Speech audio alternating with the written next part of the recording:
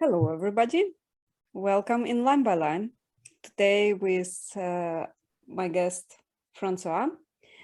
We are analyzing a song by Opeth called The Ghost of Perdition. Francois, why did you pick that song? Why did I pick that song? It's the first song that came to mind when you asked, do I want to do another line by line?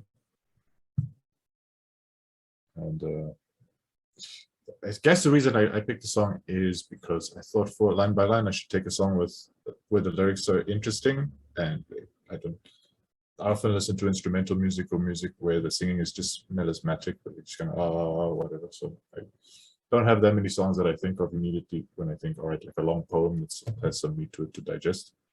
But Opeth writes, Michael writes poems that take a little digesting, so this came up. It's one of my favorite songs. It's been one of my favorite songs for a long time. And mostly because of the music just goes all over the place. I really like that they find a way to mix different genres and make it flow like it makes sense, like one movement to the next movement. But then if you skip a couple of minutes, it'd be difficult to guess you're listening to the same song. I really think that's not very many bands can pull that off. And that's what I like more than the lyrics, but the lyrics are interesting too. I was shocked from hearing that song. It's just like, it definitely is all over the place, but it does translate well to lyrics. All the changes in genre line up nicely with the story being portrayed here. For me, the lyrics are a little abstract, and you're going stanza by stanza. It's a little difficult to keep track of where it's going. So, like in preparation for this video, I made up a little story. Just to it's fan fiction really, but it's to help my brain keep track, like who's singing this and why are they singing it. So I just made up a fan fiction story about this, and in my head, it's the son of a deceased mother who's haunted by the ghost of his mother, and his mother died by a broken heart, and her heart was broken by the devil, who is the son who's speaking's father. There you go. This is I made up for it. So hopefully it makes a little bit more sense. So I'll start with the first stanza, and this is one of the aggressive stanzas. I guess the first two stanzas are like really aggressive. So it's ghost of mother, lingering death, ghost on mother's bed. Black strands on the pillow, contour of her health, twisted face upon the head. So yeah, so the image I have is of this son who has like either a nightmare or visions of his mom in her bed, in very poor health, and like all twisted face of like extreme suffering, haunted by a ghost. And actually, I'm a little undecided if the mother is haunted by the ghost or the son is haunted by the ghost. I guess they're both haunted by the ghost. So the son is haunted by the mother's ghost, and the ghost of his mother that he's seeing in this vision is haunted by the ghost of the devil. There we go. And that's why she's sick. So she's got the devil in her chest. I think he comes into an empty room. Like, that's my visual. He comes into an empty room and the memory hits him, which would be seeing his dying mother. Even though the bed is empty right now, contour of her health. I do imagine him entering the room where his mother used to be, somehow. That's what I see at the moment. Yeah, that makes sense to me. I'm just, maybe his mother stayed with him. Maybe he's a little older than I imagine. I imagine him quite young. But yeah, if his mother sort of moved in with him and he took care of her before she died, then yeah, that makes sense. Ghost of perdition stuck in her chest, a warning no one read. Tragic friendship, cold inside the fog, pouring venom, brew, deceiving. Okay, like, what do you make up of that stanza? So yeah, so these are the kinds of stanzas that the reason why I made up the story. It's like with the story in my head, it's like a conspiracy theory. Once you have the conspiracy theory, you can make sense of everything. You have to like believe the conspiracy theory for no good reason, but then once you believe it, everything makes sense. So perdition in Christian theology is a state of eternal punishment and damnation into which a sinful and unrepentant person passes after death. So this ghost of perdition is like the state souls go into if they're punished for being unrepentant and they suffer eternally. So she's got this eternal suffering stuck in her chest.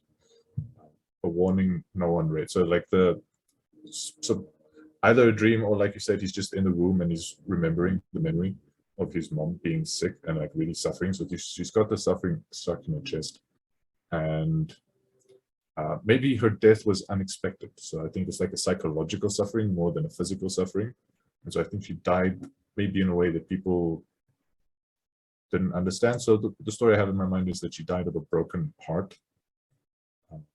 And her heart was broken by this tragic friendship. So the friendship ended abruptly. And the friendship was from the start a deceptive friendship.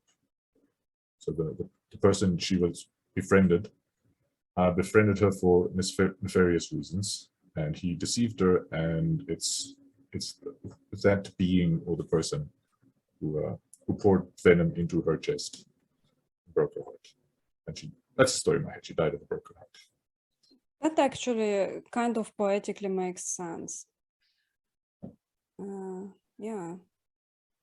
So she had a tragic friendship that was poisoning her heart, and as a consequence, she dies, and the son has had to absorb all of that. A warning no one read. A warning. So I'm thinking of like this suffering that was stuck in her chest was visible to someone who was perceptive and insightful, but no one was perceptive and insightful enough to see it in time to save her. Okay, so she was hiding it. She was hiding it. She was hiding the pain and the poison venom until she died. No one had read the warning. Yeah, maybe. I didn't get necessarily that she hid it. But yeah, probably if she spoke about it very openly and she had people to listen, that might have healed her, depending on how bad her heart was broken. But then, yeah. So in my mind, like the heart was maybe broken so badly that even if she had talked about it, like there was probably nothing people could have done. But it sounds like the son thinks maybe if people were aware of the warning, they might have been able to help, but nobody was aware enough to help. So maybe they weren't aware enough because she hid it from them, or maybe they weren't aware enough because they just weren't insightful enough, perceptive enough. Do you think people can die of a broken heart? I mean, I discount suicide from that question. Just be so heartbroken that they fade away. In a sense, is it possible? I think so, yeah. I don't think that they probably wouldn't fade away, but I think yeah, I think the distress can be severe enough that it impacts the immune system in a very negative way. Like bad stress and chronic stress can impact the immune system badly. And maybe if it wasn't just, especially if it wasn't just sadness, if there was also a component of self-loathing, that yeah, people can, like, negative emotions, chronic negative emotions do kill people. Like people get heart attacks from chronic fear, and people get heart attacks from chronic anger. That happens. That self-loathing is like knives, invisible knives that you put into your heart all the time. Damn. But it's heavy, huh? It's death metal. Yeah. But I think this means if people can die from all those kind of broken heart, then people can get saved as well. The Oh. opposite also should be true. People could be saved by love or something. I don't know. It's like my positive way of thinking. Yeah, that's nice. That's cute. Lady died here. Come on, let's get real. I'm gonna actually wait for you to stop laughing. There we go. Now I left that way. Devil cracked the earthly shell, foretold she was the one, blew hope into the room, and said you have to live before you die young. So I think I spoke this maybe a little earlier, but I think the person or being who broke her heart was the devil. Now, maybe if this is a fantastical lyric, it was the actual devil, like the character in the story of Lucifer. Or if it's a real story, it may just be like the son of the mother who hates this person so much that in his head, that person is now the devil. Either way, it's pretty badass. But the earlier or just before, this friendship was deceptive and it was tragic. And so I'm taking like the specific lie, this devil, either the man who's just being called the devil or the actual devil, depending on how we want to, how fun we want to make the story. Seduced the woman by saying, "Come on, like you're only young once. You have to live now. Like you won't get a second chance to live." So he blew hope into the room, like he filled her with hope. And maybe she was a little shy and reserved, so he like cracked the earthly shell, sort of filled her with hope, and with this nice line that like, "Come on, let's live while we're young." That's an interesting story.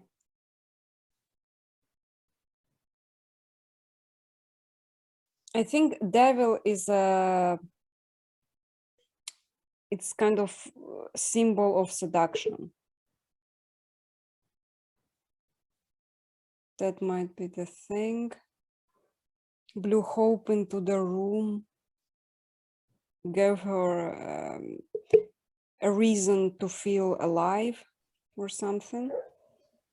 But then as a consequence, it kind of ended badly. Wow.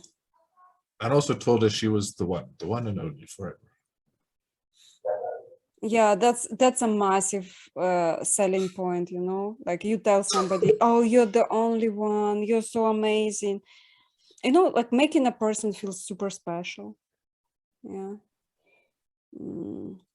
And people are ready to do a lot of things if somebody else sees them as special. That's a big kind of manipulation technique, I guess. Should not be used lightly. Yeah. I remember I had a friend who came in all so happy, and he was like, "Oh, I met this lady and she told me I'm special." That lady dumped him a week later. Same lady. Like, he liked her precisely because she's seen how special he is, and she kept repeating it to him. Like, she built up his self-esteem enough. That's, yeah. Devil cracked the earthly shell. Earthly shell. So earthly shell. Her body? Oh yeah, that's right. Earthly shell. I kept wondering what it was. Earthly shell. Oh yeah. Holding her down, channeling darkness, hemlock for the gods, fading resistance, draining the weakness, penetrating inner light.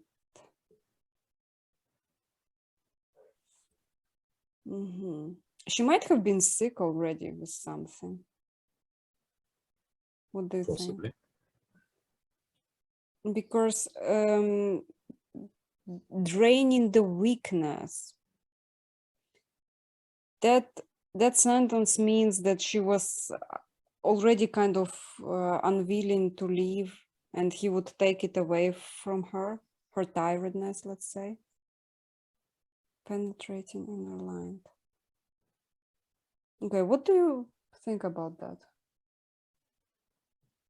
I don't know. It doesn't make too much sense to me. Maybe that weakness was something like a weakness of self-esteem that would line up with the, like he cracked the shell and like opened her up a little bit. But in the rest of that stanza, he's like holding her down and channeling darkness into her. And hemlock is a poisonous drink that was used to execute Socrates or whatever. Like the Greeks used hemlock, and so this hemlock was strong enough it would kill a god. So very strong poison, and her resistance was fading. And yeah, so she wasn't fighting anymore. I'm thinking that weakness may have been like a shyness, reservedness. That makes sense to me. But to say like her weakness being like she was physically ill and then she became less ill thanks to the devil. Maybe it's like temporarily while they were together, there was like a temporary improvement and then a very hard crash. That could also be. And penetrating inner light. Yeah, I think this person or the devil was sort of touching her in the deepest parts of her soul and like poisoning that like the most precious dear parts of her heart. Doing like so being very deeply manipulative, I think is the way I'm reading that. Channeling darkness. I see it as he was appealing to her darker side and he was making it stronger until her resistance faded, and that kind of cut through the light as well, like, or penetrated inner light. Yeah, that makes sense too. So he turned her dark, let's say. Turn her dark. Yeah, that is actually cool. That makes sense of the next stanza as well. Like rode into the dark, unaware, winding ever higher. Like awakening the darkness in her, and she was clueless, and it made her feel high. So that maybe that it gave her a feeling of being high. Yeah. And that was the draining the weakness. That makes more sense than the shyness. Yeah, she was getting stronger and stronger, like she was almost manic even. I could imagine that. Like growing the darkness in her. You can read the I just want to next make a point, like we've like seamlessly jumped time here. Because Okay. the first stanzas, it was the son remembering the mother. And then I think it goes further back into time before the mother was sick on the bed. Yeah. I just want to keep the time straight because I remember getting a little confused by the timeline of the story. So yeah, the last three stand lines we read from Devil Cracked the Earthly Shell, that was like when she met the devil. Like those are the things that happened that only later made her sick. And then only much later did the son remember her being sick. So it would make sense of the ghosts of the mother. So he comes in the room and he has the flashbacks. So he tells a story of the flashbacks that had been awoken by that empty bed. And like the story kind of goes backwards. Yeah, there's a jump cut to back in time. But there's two cuts. So there's the cut after the devil left, and then it cuts back again to when she met the devil and what the devil did. Oh. It's like back in time. Yeah. So right now, still, this is after the devil met her and he's seduced her and he's winding her up. But before she's sick in the bed still. It's a Benjamin Button song. It's not quite in reverse, but yeah, it's.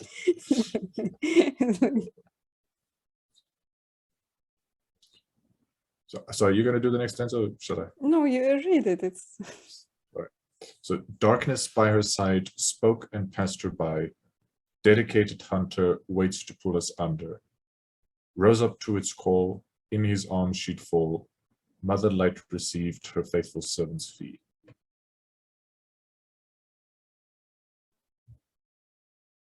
Mm. So the first two lines there just sort of, I think, adding on to the devil awakening the darkness in her, and the devil being the darkness, like right next to her, and speaking to her, and she wasn't aware that it was dark. It passed her by that it was darkness. And this devil was a hunter who was like dedicated and patient. So he took his time to pull us under, which like involves the sun somehow. So I'm thinking the rest of it is like the hunter rose up to its call. So it's just the devil. It's just doing its thing, like it's its nature. It's doing its calling. And then she completely fell in love with him and fell in his arms. And then this mother light received her faithful servant's fee. I'm reading as a euphemism for he impregnated her. Oh, so it's the story of his kind of the way he came to life.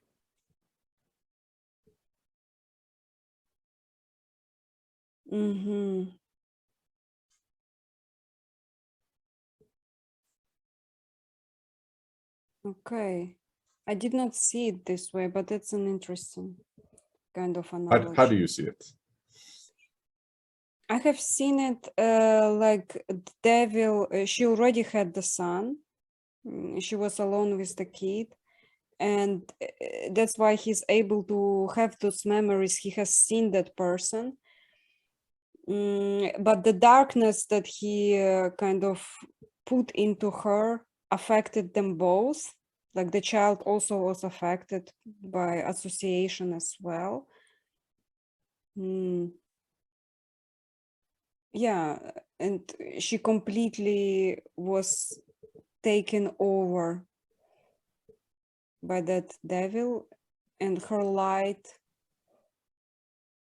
her faithful servant's fee.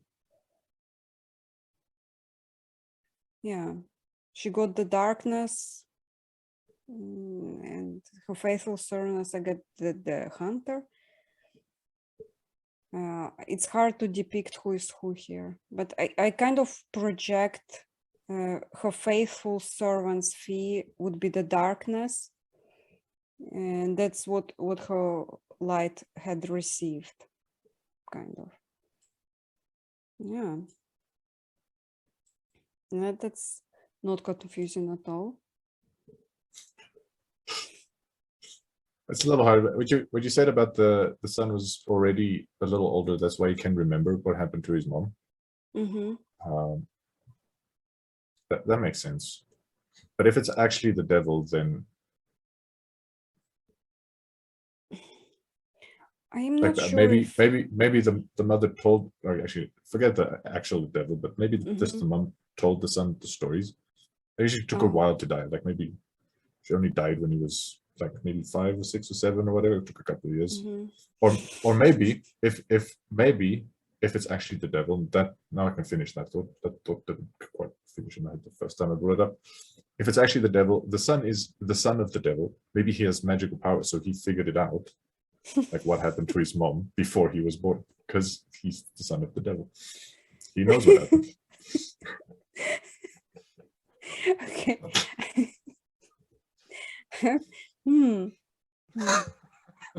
It's not that stupid. It's just fantasy. Okay. I mean, I get it. I get it. Yeah. But like every fantasy is rooted in reality in a sense. Like in this movie of Labyrinth Fauna, it was like the entire movie was fantastical. I should have known. But everything was rooted in a tragic story of 2 children, replacing the reality with fantasy.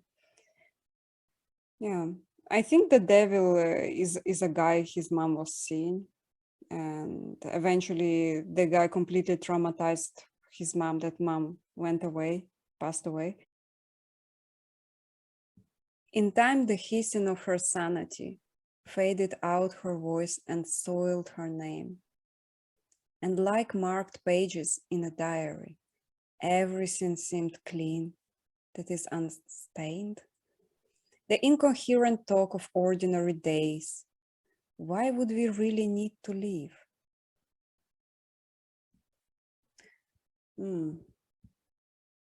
Is he So yeah, reading her this diary? maybe that.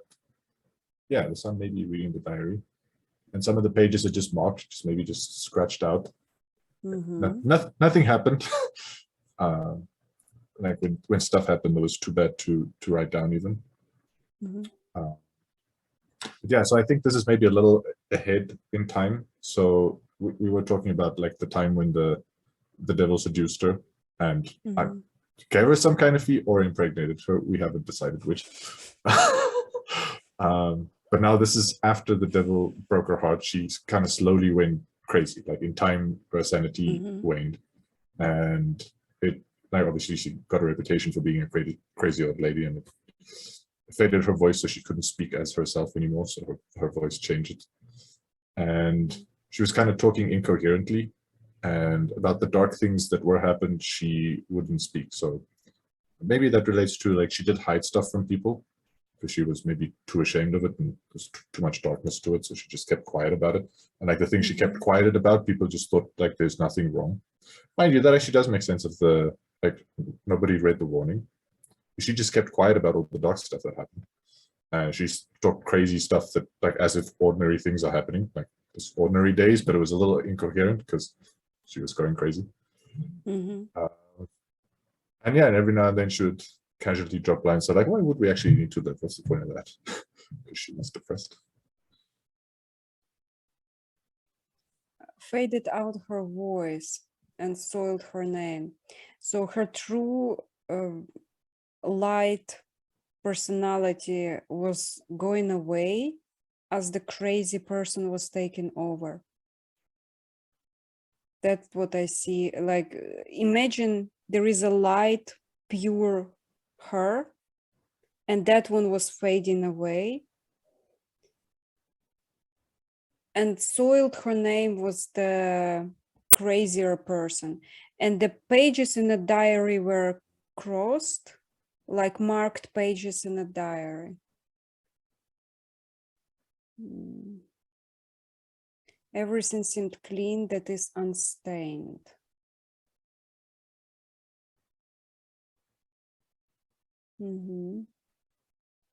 Marked pages. Marked pages. What would marked pages mean, though?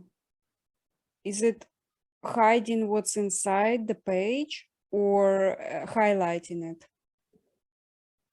It's like it's marking it, making it like, you know, black mark when you cross it out somehow so nobody can read it.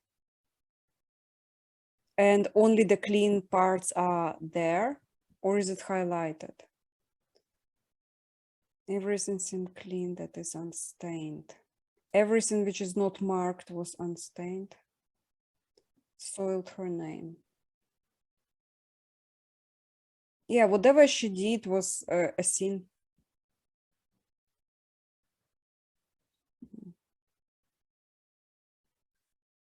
And then Yeah, like, she was... I don't know that it's anywhere in the Bible forbidden. Maybe just because they weren't married, but I think having the devil's child is some kind of sin. I don't think he's a devil's child, though. I actually think he's a boy who kind of witnessed his mom fading away. I think she might have been like selling herself or something, because like he gave her the fee and stuff. I don't see this boy as being the son of this person, because he has no attachment to this person. Like if it would be his father, there would be there is likeness between us, which I try to reject. But here, he's like, that's a foreign thing that I have no attachment to. It came from the outside and poisoned my mother. He does have the voice of the devil when he sings the lines. Yeah, maybe that's how the child perceives that. But, don't know. I guess we're free to project whatever we want. onto the song. I don't actually know the history of the poet. So if we're the actual person who wrote the song, let's just be clear, I don't think he's the son of the devil. He may be actually writing about his own mother, but I don't know that. Or he may just be writing a fantasy thing.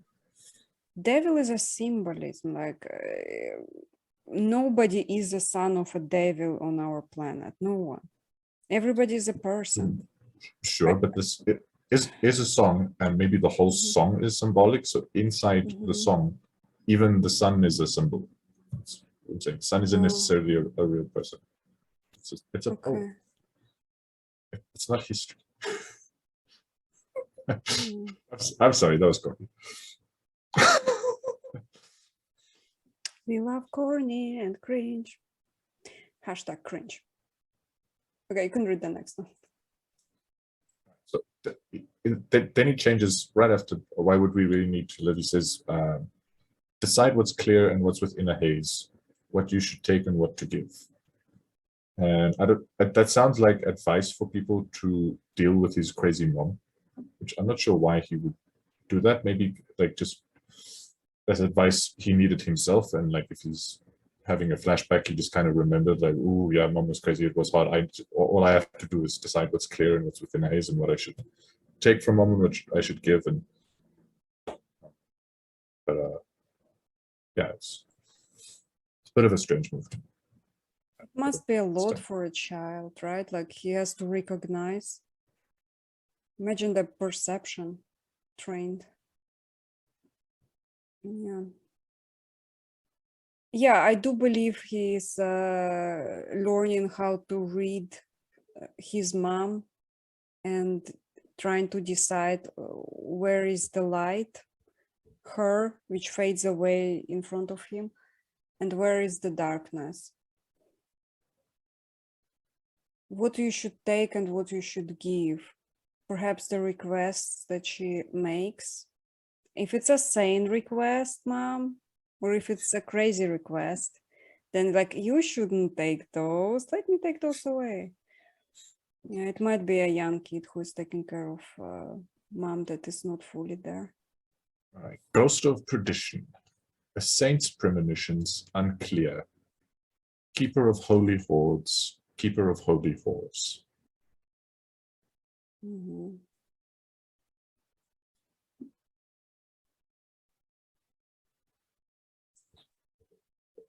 So yeah, I'm a little unclear about whether the ghost of perdition here is the ghost that's stuck in her chest, or if mom is the ghost of perdition, or if the ghost of the devil that broke her heart is the ghost of perdition.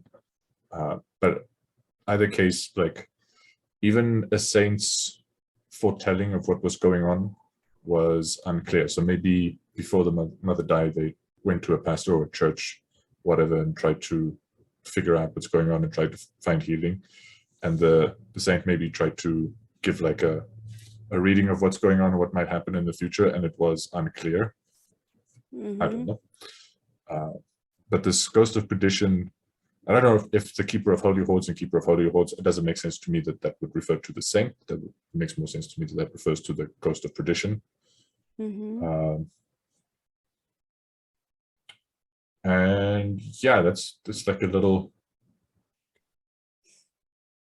because in my head the ghost, well, the guy, the devil left the mom, but the ghost of hell stuck with her. And I'm confused. Help me out here. Okay, there was a story that happened to a friend of mine. Her name was Mary. And she had babies.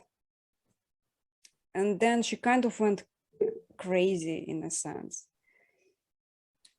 She compromised herself. She had a romance with like small babies. They're like, I don't know, like 2 or 3 years old.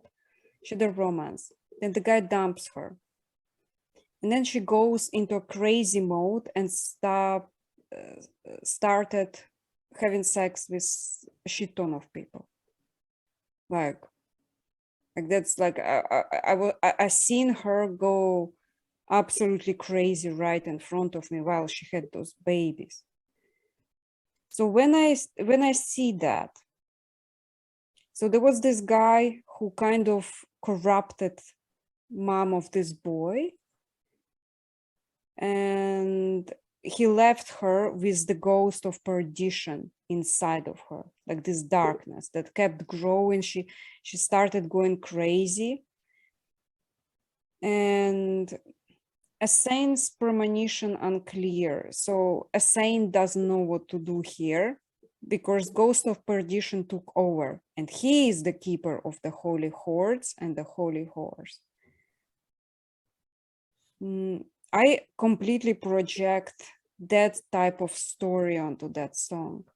It's like she was super sensitive. I remember, like, I had been in her childhood apartment, and I have seen the bed she slept as a child, and I have seen on the ceiling of the bed written, "You're a fairy." She believed in all the magical creatures. She believed in love, and then when her heart was broken, she's like, "I'm bad." And then she kind of felt this void inside, and she's like went completely nympho, let's say.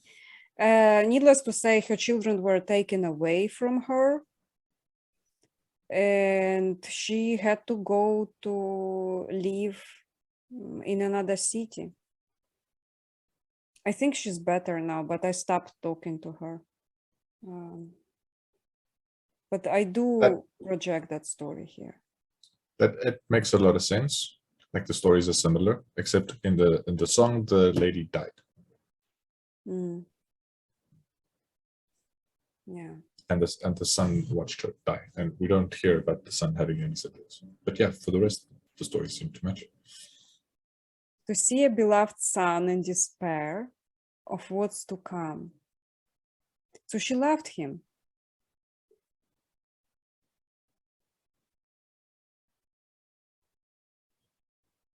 So she was this this person who sometimes had this sanity, and while she was sane, she loved her son, but then she would go crazy mode. Damn it. Sad song about mental illness. If one cut the source of the flow and everything would change, would conviction fall in the shadow of the righteous? So I'm thinking about the boy sort of wondering if there was a time when somebody could have done something that would have prevented all the badness from happening. Like maybe, is there something that could have been done that maybe the woman would have never met this man or this devil, and then everything would have been better? But I'm not so sure about the lines of would conviction fall in the shadow of the righteous. I'm not sure like what that question even means or what to make of it. Do you have any ideas?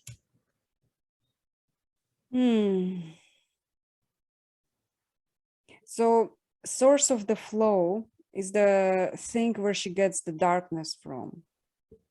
If she would get a treatment that would stop her from feeding in the darkness, then everything would change, and the conviction would fall in the shadow of the righteous. This means they would receive the glory, I guess, for that. I don't know. Conviction. So conviction is belief. So would belief fall, is like, would they lose belief? Or would it land in the shadow of the righteous? Would the belief land in the shadow of the righteous? I don't know. It's difficult. That's a little tough to make sense of.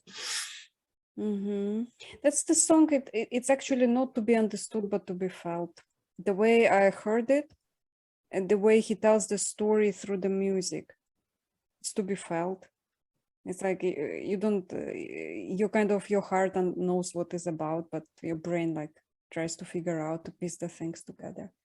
The phantasm of your mind might be calling you to go, define the forgotten morals where the victim is the prey. Okay, he doesn't see his mom as being at fault here. he sees her as being hunted and corrupted.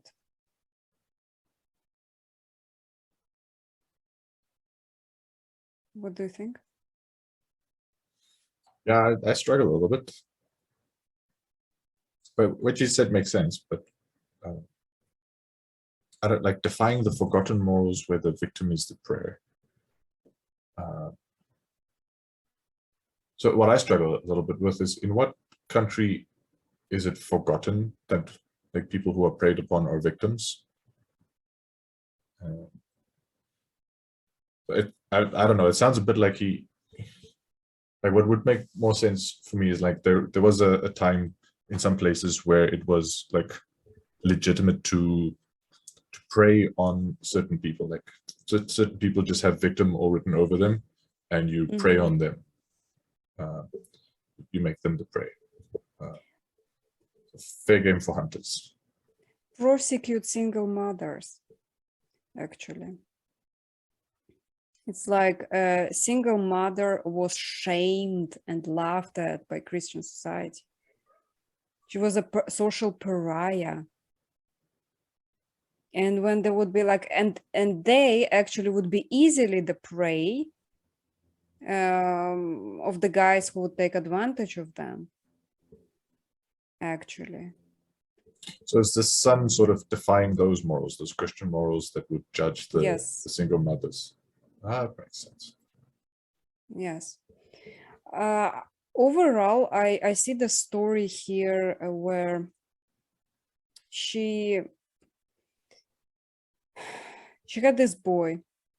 It's not necessarily the devil, but she has this boy, and he remembers a man who is like entering his life with her. He gives her this new hope. It was just like her and him. Then he enters like the devil, he corrupts her. And after he leaves, she goes crazy. And then he's like, he doesn't know how to help. And that's how he makes sense of it. He calls him a devil. He's kind of bitter about people who didn't help. Conviction fall in the shadow of the righteous. That's how I see it. Psychologically, and like by the stories that I have heard of single mothers, kind of sad.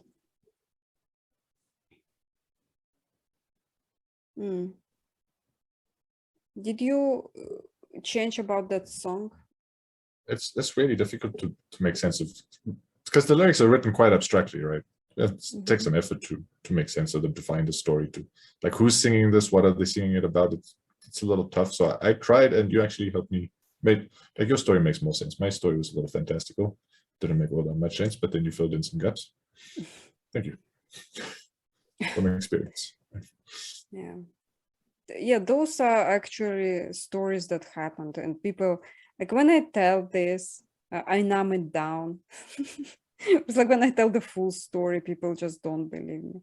Like it's impossible. A woman cannot do that. Yeah, she did. Like, and I know a couple more of that. Like that. Because I have hung out with artists a lot. It's actually precisely often happens to artistic souls, like singers, painters, those delicate kind of spirits, creative, like Mary. She was a writer.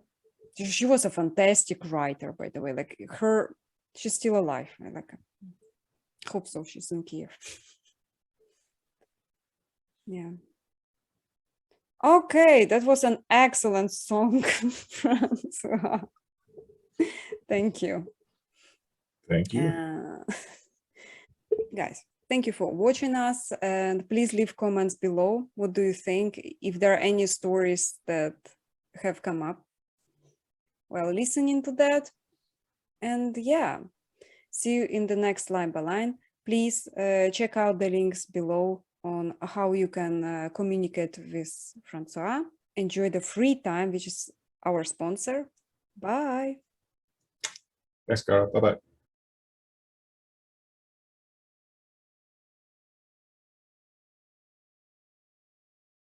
Never gonna give you up, never gonna let you down, never gonna go.